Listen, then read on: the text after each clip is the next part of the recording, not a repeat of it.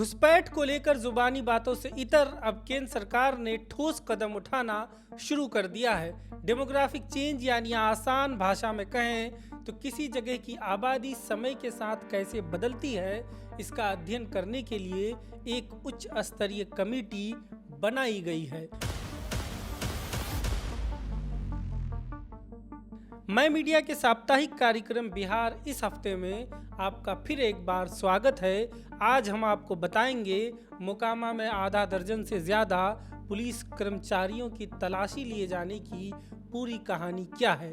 आपको ये जानकारी भी देंगे कि जिस TRE-4 की मांग को लेकर सड़क पर आए अभ्यर्थियों पर पुलिस ने लाठी चटकाई थी, उस मामले में ताज़ा अपडेट क्या है, और ये भी कि टेंडर घोटाले में रीशु श्री की गिरफ्तारी के बाद क्या खुलासा हुआ है।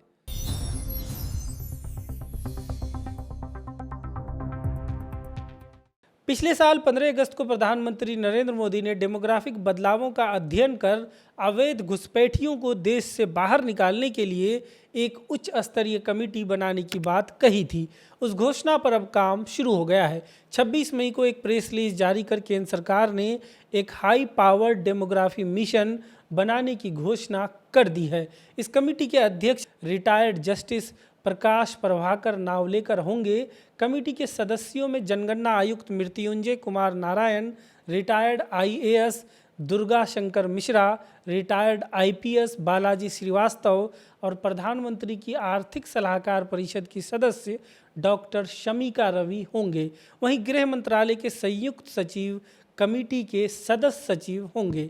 समिति 1 वर्ष के अंदर अपनी रिपोर्ट प्रस्तुत करेगी और ज़रूरत पड़ने पर इसके कार्यकाल को 6 महीने तक बढ़ाया जा सकता है।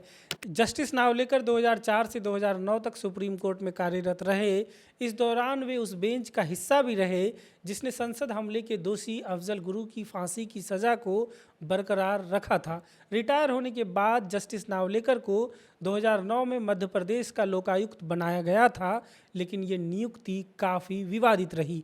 एक RTI कार्यकर्ता ने आरोप लगाया था कि लोकायुक्त की नियुक्ति के लिए कोई सिलेक्शन पैनल नहीं बना था और ना ही नियुक्ति को लेकर ज़रूरी प्रक्रिया पूरी की गई थी। बताया जाता है कि सारे नियमों को बाईपास कर नावलेकर को लोकायुक्त बनाने में तत्कालीन मुख्यमंत्री शिवराज सिंह चौहान की बड़ी भूमिका थी।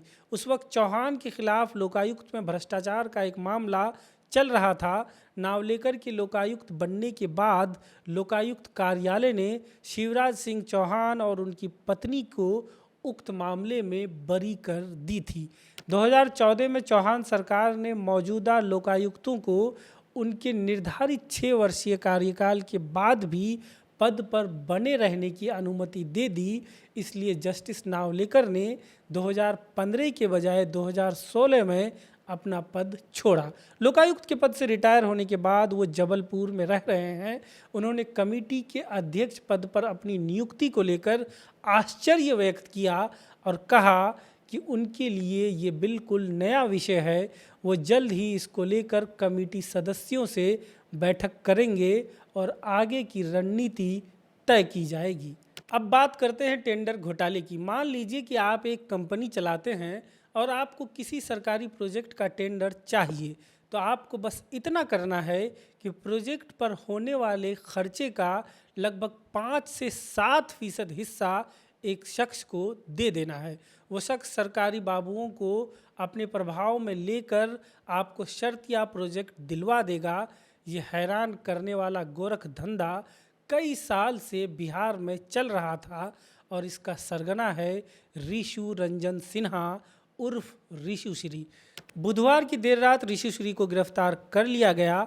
इस मामले में ED ने पटना हाई कोर्ट में जो सबूत जमा किए हैं उससे पता चलता है कि कई IAS अधिकारियों से रीशु श्री के ताल्लुक थे।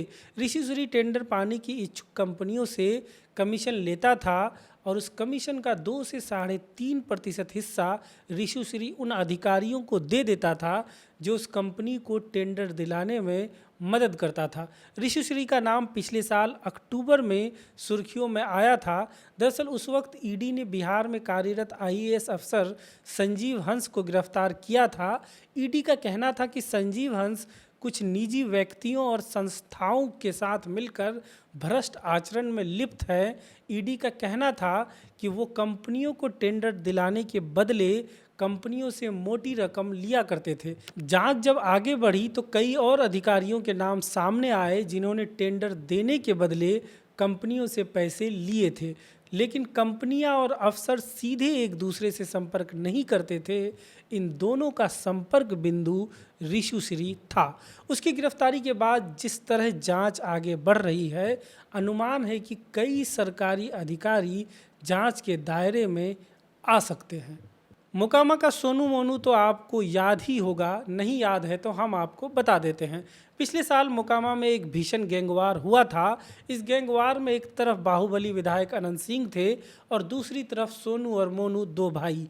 ये दोनों भाई फिर एक बार चर्चा में हैं और इसकी वजह है एक वायरल वीडियो जिसमें उनके गुर्गे पुलिस कर्मचारियों की तलाशी ले रहे हैं। मामला यह है कि सोनू मोनू के घर पर पुलिस छापा मारने गई थी, लेकिन पुलिस छापा क्या मारती, उससे पहले पुलिस कर्मचारियों को ही सिर से पांव तक तलाशी देनी पड़ी। मामले की शुरुआत होती है शनिवार को, जब विधायक अनंत सिंह के एक करीबी पर अंधाधुंध फायरिंग हुई थी। इस फायरिंग का आरोप सोनू मोनू पर लगा। मामला थाने तक पहुंचा तो दोनों थानों के एसएचओ समेत कुल 8 पुलिस कर्मचारी पहुंच गए सोनू मोनू के घर पर। वहां दोनों भाइयों के परिजनों और उनके समर्थकों ने पुलिस को रोक लिया और कहा कि पहले वे लोग उनकी तलाशी लेंगे। फिर सभी पुलिस कर्मचारियों को एक लाइन में खड़ा कराया गया, सर से पांव तक उनकी तलाशी ली गई। इसके बाद पुलिस कर्मचारी भीतर जा सके।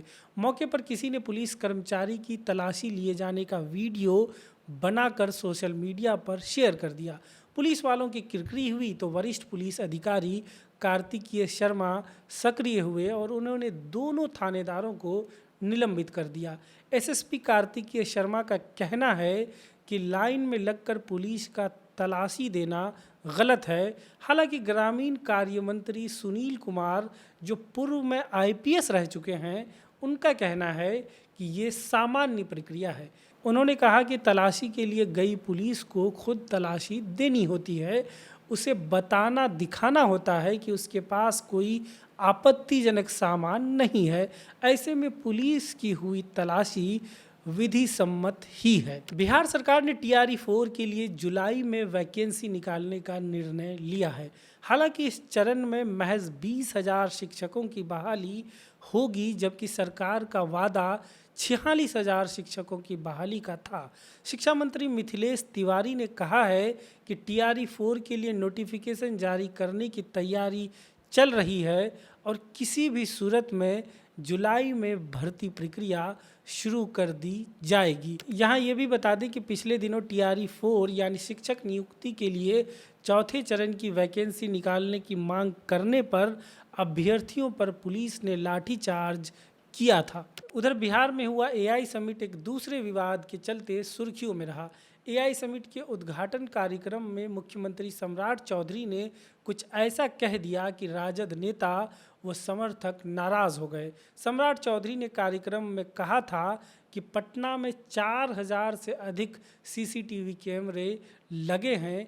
एआई से कह दिया जाए कि हरा गमछा वालों को खोजो तो सभी हरा गमछा वालों को तुरंत पकड़ लेगा।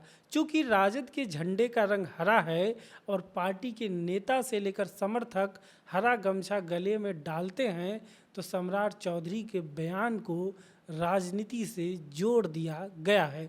राजद प्रवक्ता एजाज अहमद ने कहा कि सीएम को ऐसी भाषा नहीं बोलनी चाहिए।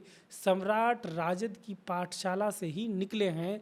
हरा रंग खुशहाली, गंगा जमनी संस्कृति को मजबूत बनाने का आधार है। हरा गमछा वाले बयान पर नेता प्रतिपक्ष तेजस्वी यादव ने भी प्रतिक्रिया दी है।